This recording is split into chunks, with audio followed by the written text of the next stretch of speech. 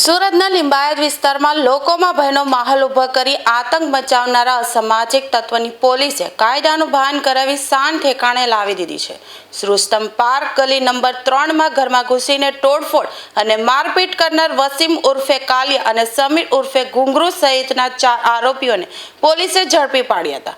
3 માસ અગાઉ થયેલી જૂની દાવતનો બદલો લેવા માટે ફૈઝાન ઉર્ફે ડમોના ઘરે આરોપીએ ગેરકાયદે પ્રવેશ કર્યો હતો। વસીમ ઉર્ફે કાલિયા, નાઝીમ ઉર્ફે ડાયમંડ, નાઝીમ ઉર્ફે લંડુ અને સમીર ઉર્ફે ઘુંઘરૂએ ફરિયાદી ઇરફાન સૈયદના ઘરે ઘૂસી મારપીટ કરી હતી।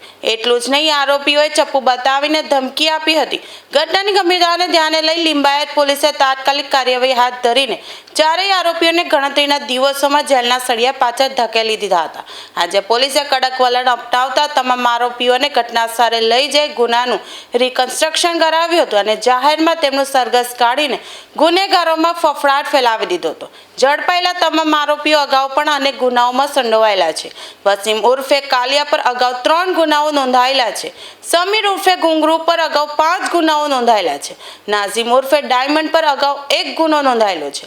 લિંબાયત પોલીસની આ કડક કાર્યવાહીથી વિસ્તારના સ્થાનિક રહીશોમાં રાહતની લાગણી જોવા મળી રહી છે। પોલીસ દ્વારા આ મામલે વધુ તપાસ હાથ ધરવામાં આવી છે।